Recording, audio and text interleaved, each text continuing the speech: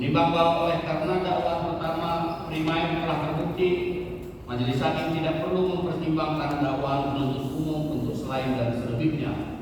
Menimbang bahwa setelah majelis hakim mempertimbangkan perbuatan terdakwa Yuda Arpandi yang telah memenuhi ketentuan pasal 340 KUH Perdata sebagaimana dakwaan pertama primair penuntut umum, maka mengenai nota pembelaan terdakwa maupun penasihat hukum terdakwa sepanjang tidak bersesuaian dengan pertimbangan dalam putusan ini, majelis hakim tidak sependapat dan mengesampingkannya dalam pertimbangan putusan ini. Menimbang bahwa mengenai permintaan terdakwa dan penasihat hukum terdakwa agar menyatukan pidana yang seadil-adilnya dalam bagi terdakwa, majelis hakim mempertimbangkannya sebagaimana tersebut dalam amar putusan ini. Menimbang bahwa selama pemeriksaan perkara aku tidak ditemukan adanya alasan pembenar maupun alasan pemaaf, sehingga selain dinyatakan bersalah, terdakwa juga harus dijatuhi pidana sesuai dengan kesalahannya. Menimbang bahwa sebelum pengadilan sampai pada penjatuhan pidana terhadap terdakwa, majelis hakim perlu mempertimbangkan keadaan yang memberatkan maupun keadaan yang meringankan atas diri maupun perbuatan terdakwa. Keadaan yang memberatkan, perbuatan terdakwa menimbulkan kegaduhan dan meresahkan masyarakat. Terdakwa tega melakukan perbuatan terhadap anak korban Raden Andante Halim Pramudityo, anak yang seharusnya dilindungi dan disayanginya, mengingat kedekatan hubungannya dengan saksi Tamara Tiasmara, ibu dari anak korban Raden Andante Halim Pramudityo. Hal-hal yang keadaan yang meringankan, terdakwa belum pernah dihukum, terdakwa masih berusia muda, terdakwa bersikap sopan selama pemeriksaan di persidangan. Menimbang bahwa di samping keadaan yang memberatkan dan keadaan yang meringankan tersebut, dalam hal penjatuhan pidana, majelis hakim perlu mempertimbangkan hal-hal sebagai berikut. Menimbang bahwa pada waktu ahli Monika Kumarasari STM PSIT melakukan wawancara kepada terdakwa pada tanggal 27 Februari 2024 atau 1 bulan setelah kematian anak korban Raden Andante Halim Pramudityo, terdakwa Yuda Arpandi ketika itu menyatakan diakui rasa bersalah karena terdakwa telah melakukan hal yang berlebihan, padahal niatnya hanya bermain untuk tahan napas saja tanpa mengarah ke 340 atau 338. Menimbang bahwa pernyataan terdakwa disampaikan kepada ahli Monika Kumarasari ST MPSIT sebagaimana tersebut di atas merupakan pernyataan sikap bersalah yang dirasakan terdakwa atas perbuatan yang dilakukannya yang mengakibatkan anak korban Raden Andante Halim Pramudityo meninggal dunia. Menimbang bahwa pada waktu terdakwa memberikan keterangan di persidangan, terdakwa juga menyatakan rasa bersalahnya karena telah melakukan tindakan berlebihan sehingga mengakibatkan anak korban Raden Andante Halim Pramudityo meninggal dunia. Menimbang bahwa setelah terjadinya tindak pidana yang mengakibatkan anak korban Raden Andante Halim Pramudityo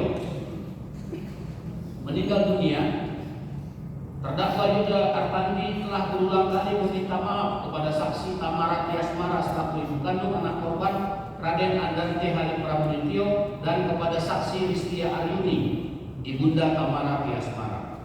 Menimbang bahwa pada tanggal 30 Januari 2024, terdakwa juga telah meminta maaf kepada saksi Raden Angger Dimas Rianto melalui chat WhatsApp atas peristiwa yang mengakibatkan anak korban Raden Andante Halim Pramudityo dan meminta waktu agar terdakwa bisa menjelaskan kronologis kejadian yang mengakibatkan meninggalnya anak korban Raden Andante Halim Pramudityo. Meskipun atas permintaan maaf tersebut, saksi Raden Angger Dimas Rianto tidak menanggapinya. Menimbang bahwa ketika menyampaikan nota pembelaannya secara pribadi, terdakwa Yuda Arpandi mengulangi permintaan maafnya kepada keluarga korban serta rasa penyesalannya di hadapan majelis hakim. Menimbang bahwa menurut keterangan ahli Jisman Samosir SHMH, jika di dalam diri dan perbuatan terdakwa masih terdapat keadaan yang meringankan, maka tidak adil apabila terhadap perbuatan tersebut terdakwa dijatuhi pidana maksimal dari pasal yang terbukti dilakukannya sebagaimana dakwaan penuntut umum. Menimbang bahwa majelis hakim juga berpendapat sepanjang di dalam diri maupun perbuatan terdakwa masih ditemukan keadaan yang meringankan, mengakui kesalahan dan menyesali perbuatannya, maka tidaklah patut dan adil kepada diri diterapkan pidana maksimal dari pasal perbuatan yang terbukti dilakukannya, sehingga majelis hakim berpendapat pidana yang dijatuhkan kepada terdakwa sebagaimana disebutkan dalam amar putusan ini telah memenuhi rasa keadilan menurut hukum, baik kepada keluarga korban, terdakwa maupun kepada masyarakat. Menimbang bahwa meskipun demikian, ketika majelis hakim bermusyawarah dalam menentukan lamanya pidana yang akan dijatuhkan kepada terdakwa Yuda Arpandi, telah terjadi perbedaan pendapat atau dissenting opinion di antara sesama majelis hakim. Menimbang bahwa menurut Hakim Ketua Majelis dan Hakim Anggota 1, mengingat masih terdapat keadaan yang meringankan atas diri maupun perbuatan terdakwa, maka pidana yang patut dan adil dijatuhkan kepada terdakwa adalah sebagaimana disebutkan dalam amar putusan ini. Sedangkan Hakim Anggota 2 mempunyai pendapat yang berbeda. Menimbang bahwa menurut Hakim Anggota 2, oleh karena perbuatan terdakwa Yuda Arpandi menenggelamkan anak korban Raden Andante Khalif Pramudityo sebanyak 12 kali dengan durasi waktu yang tambah lama dari penenggelaman yang pertama, maka Hakim Anggota 2 berpendapat perbuatan terdakwa tersebut termasuk perbuatan yang kejam yang dilakukan terhadap seorang anak kecil berumur sekitar 6 tahun. Menimbang bahwa seorang anak kecil berumur sekitar 6 tahun tentunya tidak mempunyai daya upaya untuk melawan, melepaskan diri dari penenggelaman yang dilakukan 12 kali oleh terdakwa Yuda Arpandi.